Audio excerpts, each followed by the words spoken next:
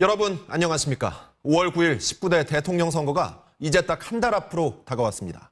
MBC와 한국경제신문이 공동 여론조사를 했습니다.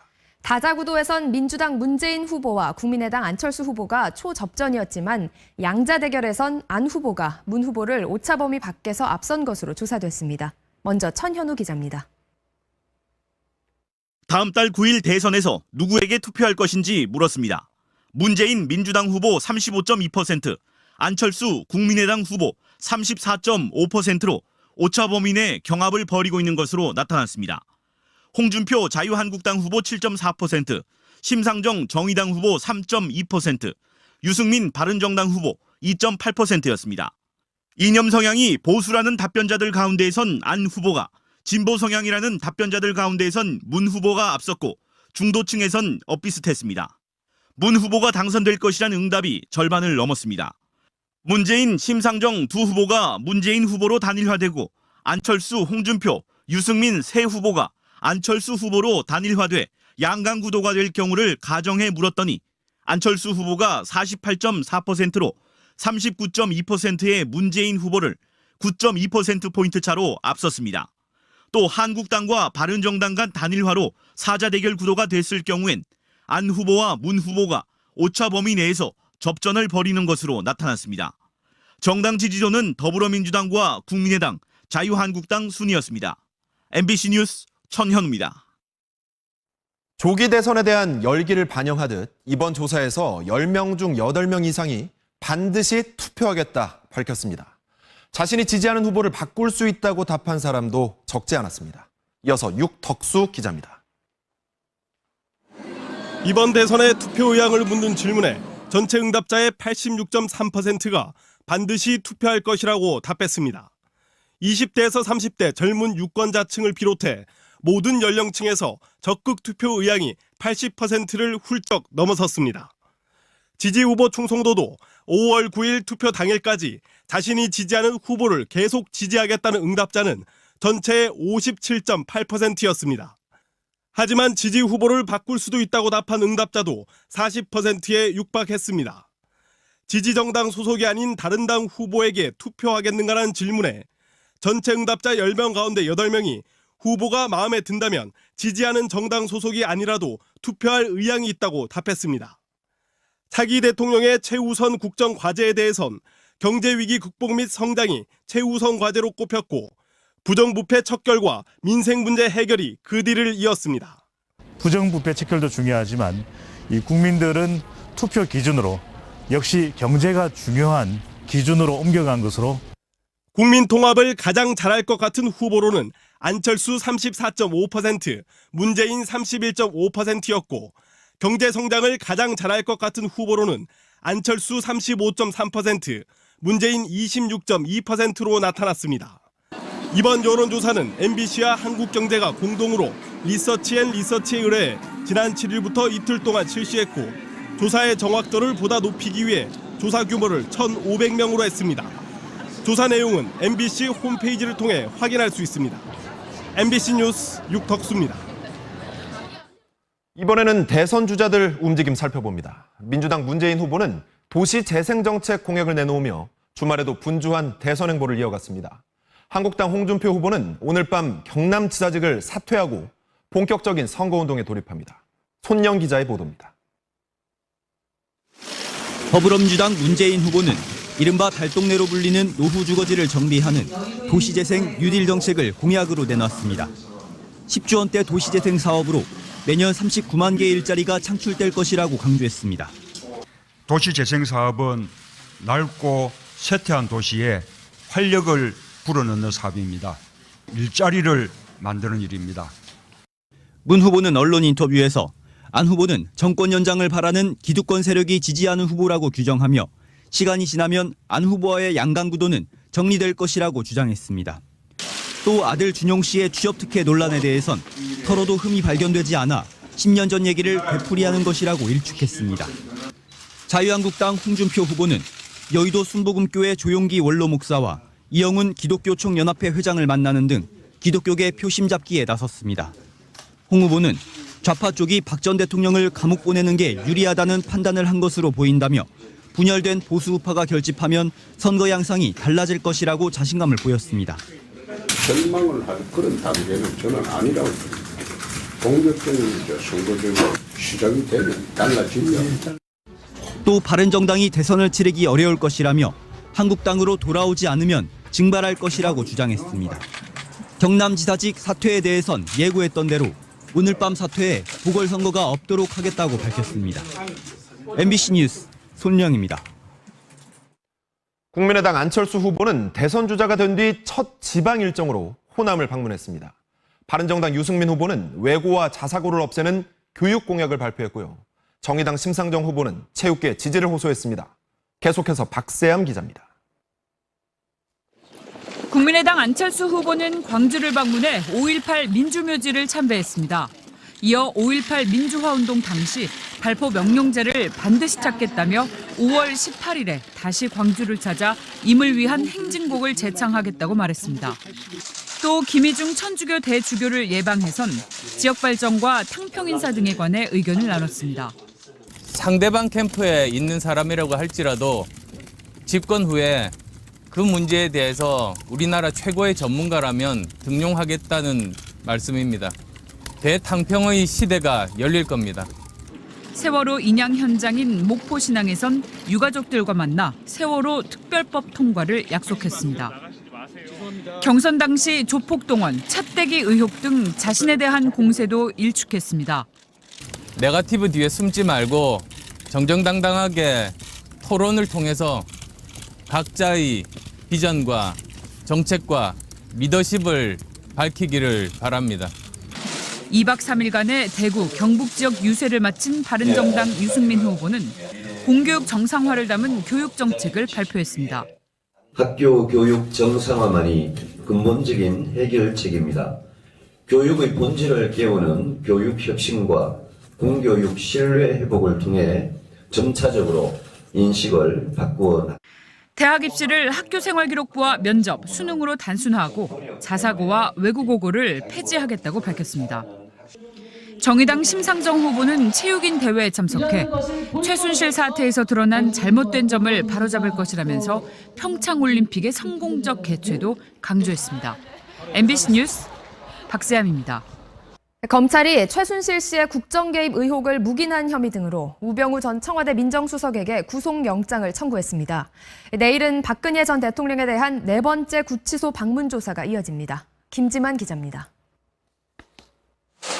검찰특별수사본부가 우병우 전 청와대 민정수석에 대해 직권남용 권리행사 방해 등의 혐의로 구속영장을 청구했습니다.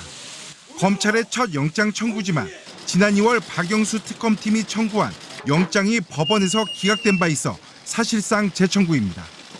당시 특검은 최순실 씨의 국정 개입을 알고도 이를 방조 또는 묵인한 혐의로 우 전 수석의 영장을 청구했습니다. 청와대 측 요구에 응하지 않은 공무원을 표적 감찰하고 퇴출 압력을 넣은 혐의 등도 적용했습니다. 하지만 당시 법원은 범죄 소명 정도와 법률적 평가 다툼 여지 등에 비추어 구속 사유와 필요성이 인정되지 않는다고 판단했습니다. 검찰의 영장 청구서에는 특검이 적용한 혐의 외에 3가지 혐의가 추가됐습니다. 특검 때와 마찬가지로 개인 비리 혐의는 포함되지 않았습니다. 우선 민정수석실 특별감찰반이 K스포츠클럽 사업과 관련해 대한체육회를 상대로 감찰 계획을 세운 직권남용 혐의입니다. 또 세월호 침몰 사건 수사에 외압을 넣고 민영화된 기업 대표 선임 과정 등에서의 불법 사찰 의혹도 포함됐습니다. 이런 가운데 검찰은 내일 박근혜 전 대통령에 대한 네 번째 방문 조사를 진행합니다. 검찰은 대선 일정 등을 감안해 박 전 대통령을 17일 이전에 기소할 방침입니다. 한편 검찰은 박 전 대통령 측이 변호인단 9명 중 유영아, 최명성 변호사를 제외한 7명에 대해 해임서를 접수했다고 밝혔습니다. MBC 뉴스 김지만입니다. 한미훈련 참가 후 동남아로 이동했던 미국의 항공모함 칼빈슨호가 당초 계획과는 달리 다시 서태평양 북쪽으로 전격 이동 배치됩니다. 한반도 동해 인근으로 다시 오는 건데요. 정확한 작전 지역이 확인되진 않았지만 북한을 겨냥한 조치로 분석됩니다. 김정호 기자가 보도합니다.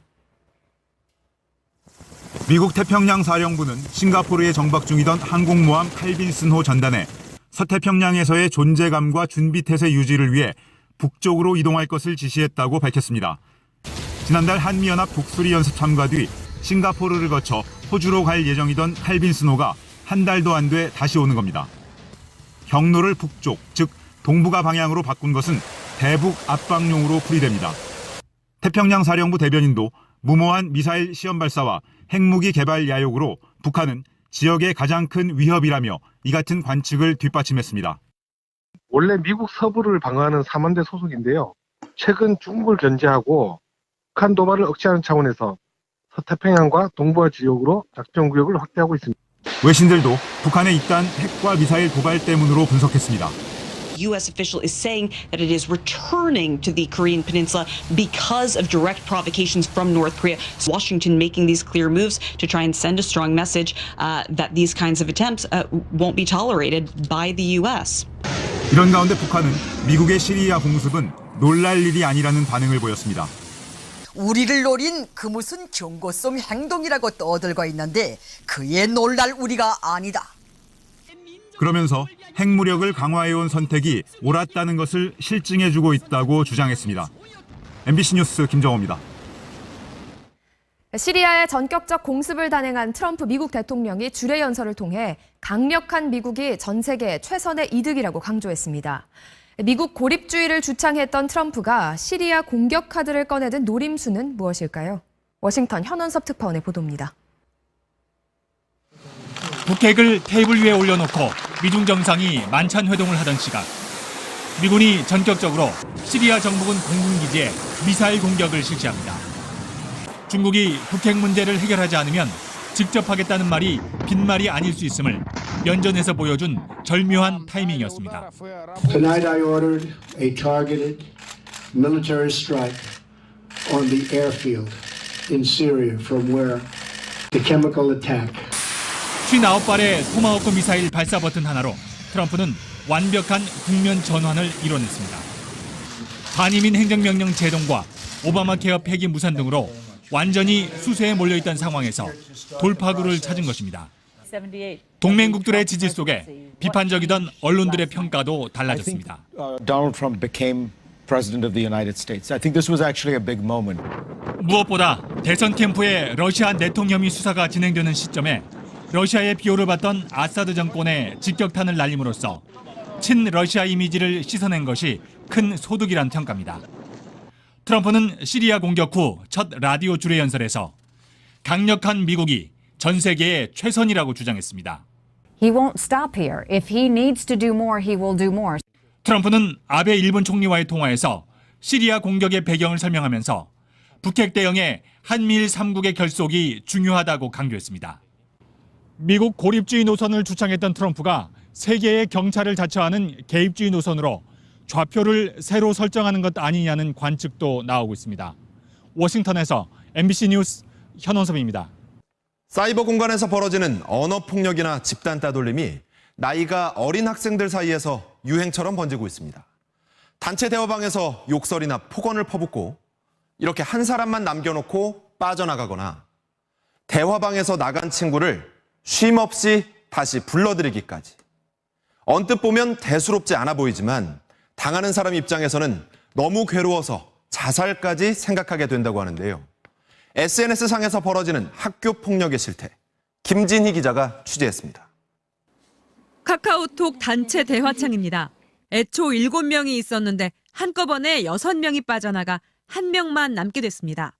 카톡방을 폭파한다는 이른바 방폭으로 새로운 유형의 사이버 따돌림입니다. 혼자 남은 학생은 죽고 싶다라는 글을 남겼습니다. 피해 학생이 카톡방을 나가도 계속 초대해 욕설을 하고 괴롭히는 카톡 감옥.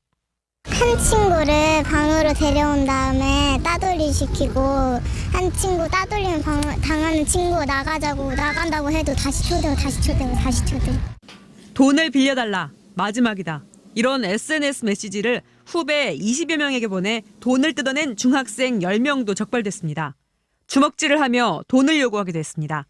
조사를 하다 보니까 얘만 뺏긴 게 아니고 가해자 아이들이 타 학교도. 전체 학교 폭력은 줄어들고 있는데 비해 사이버 학교 폭력은 크게 늘고 있습니다. SNS 활동이 오프라인 활동보다 훨씬 크다고 보면 돼요. 정신적인 거나 심리적인 세계나 아니면 교제 관계가 영향력이 훨씬 크다는 것이죠. 전문가들은 사이버 폭력과 따돌림이 부모나 교사가 눈치채지 못하도록 은밀하게 이루어지는 만큼 처음 피해 사실을 발견했을 때 바로 학교나 경찰에 신고를 해 추가 피해를 최소화해야 한다고 조언합니다. MBC 뉴스 김진입니다. 운전하다가 갑자기 도로가 꺼진다면 얼마나 당황스러울까요? 최근 중국에서 이런 땅 꺼짐 사고가 잇따라 발생하고 있습니다. 베이징에서 김현석 특파원입니다. 버스가 움푹 패인 도로를 지나갑니다. 버스가 크게 출렁댈 정도로 깊은 골이었습니다.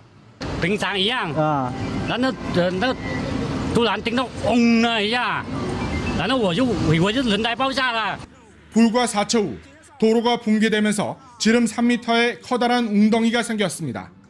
뒤따르던 다른 버스가 가까스로 멈춰서면서 큰 사고는 피할 수 있었습니다. 깊게 꺼져버린 산시성의 한 도로. 땅 꺼짐을 피하지 못한 화물차는 뒷바퀴 부분이 완전히 분리돼 망가졌습니다. 승용차가 내려앉은 도로를 미처 발견하지 못해 처박히는가 하면 트레일러가 갑자기 생긴 웅덩이에 걸려 크게 파손되는 등 중국 전역에서 최근 땅 꺼짐 사고가 속출하고 있습니다.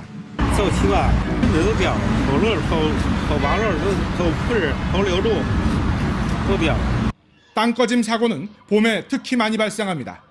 얼었던 땅이 녹아 발생한 물이 흙을 쓸어가면서 집안이 약화돼 땅 꺼짐 현상이 발생하는 겁니다.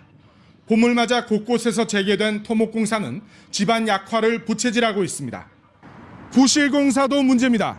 공사 기간과 비용을 줄이기 위해 부실하게 설치된 도로와 지하 매설물이 중국 도처에 깔려 있습니다.